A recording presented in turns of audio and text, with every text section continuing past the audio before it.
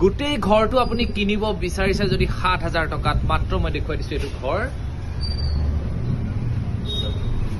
৭,০০০ টকাত আৰু ১৫০০ টকাত মই আপোনালোক গোটেইখিনি সবিশেষ ক'বলৈ গৈ আছো ভিডিঅ'টোৰ শেষৰ ফালে মই ইণ্টাৰেষ্টিং কথাটো কৈ দিম যে কি কাৰণে আপুনি এটা ঘৰ গুৱাহাটীত ৭,০০০ টকাত আৰু এদিনৰ বাবে ১৫০০ টকাত পাব বলক ঘৰটো চাই লওঁ মোৰ সৈতে সোমাই আহিয়ে আপুনি বহিব পাৰিব এনেকুৱা ধুনীয়া এটা পৰিৱেশৰ মাজত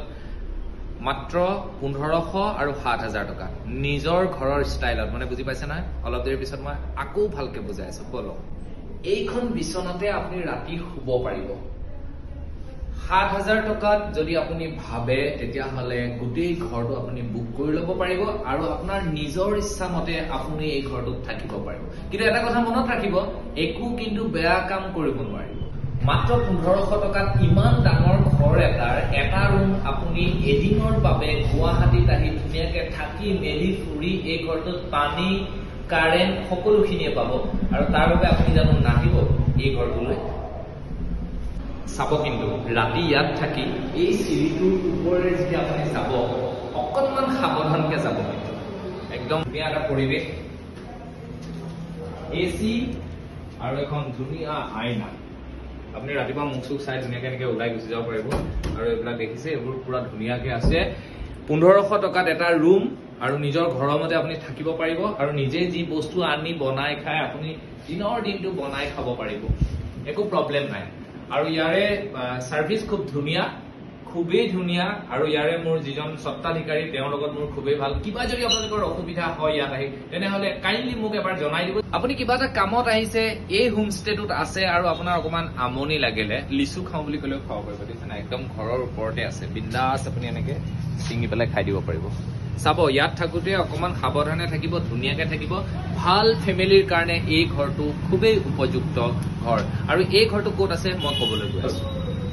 এতিয়া মই আপোনালোকক ক'বলৈ লৈছো ৭,০০০ টকাত আপুনি এদিনৰ বাবে এই গোটেই ঘৰটো এই গোটেই বিল্ডিংটো আপুনি বুক কৰি ল'ব পাৰিব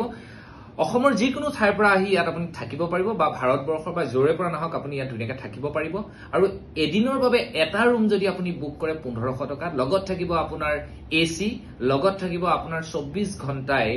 পানী আৰু লাইট আৰু লগত থাকিব আপোনাৰ ৱাইফাই আপুনি যদি সিনেমা এখন চাও বুলি কয় তেনেহলে ফ্ৰীকে আপুনি গোটেই দিনটো সিনেমা চাই থাকিব পাৰিব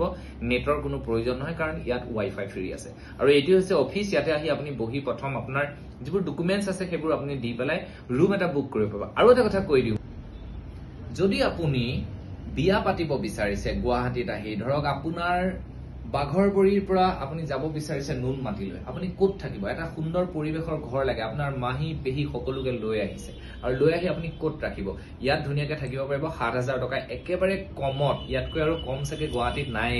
এটা দিনৰ বাবে গোটেই ঘৰটো ৭,০০০ টকাত ৪-৫টা ৰুম বেলকনি আৰু ভিন্ন ফেচিলিটিজ কিচেনটো পাবই আপুনি যি বনাই খায় তেনেকে খাব পাৰিব আৰু যদি আপুনি বিয়া পাতিব আহিছে বা অন্য কিবা কাৰণত গোটেই ফেমিলিটো ইয়াত ফুৰিবলৈ আহিছে তেতিয়াও আপুনি ইয়াত ধুনীয়াকে থাকিব পাৰিব এই হোমষ্টেটো কলাক্ষেত্ৰৰ পৰা অলপমান গৈয়ে লেফট সাইডে বাঘৰবৰী বুলি কয় সেইফালে সোমাই গলে আপোনালোকক মই এই ৰুটটো দেখুৱাই দিছো অলপ দূৰ গৈয়ে ধুনীয়াকে পাই যাব আৰু আপুনি ৭,০০০ টকাত গোটেই দিনটোৰ কাৰণে আপুনি জন্মদিন অন্নপ্ৰসন্ন বা বিয়াৰ বাবে যদি ক'বাত আহিছে আপোনাৰ গোটেই পৰিয়াল বা কিবা কাৰণত যদি গোটেই পৰিয়ালটো আহিছে ইয়াত ধুনীয়াকে থাকি মেলি যাব পাৰিব গোটেই ঘৰটো বুক কৰিলে আপুনি মাত্ৰ ৭,০০০ টকা আৰু এটা ৰুম বুক কৰিলে ১৫০০ টকা আৰু এটা মই কথা কৈ দিওঁ খুবেই ধুনীয়া পৰিৱেশ আহিলে আপুনি নাম্বাৰ যিটো দিছো কল কৰি ল'ব গোটেই পৰিৱেশটো মই দেখুৱাই দিলো আৰু যদি কিবা অসুবিধা হয় মই আকৌ কৈছো মোক ফোন কৰি দিব মই আপোনালোকক সহায় কৰি দিম এয়া হৈছে সত্তাধিকাৰী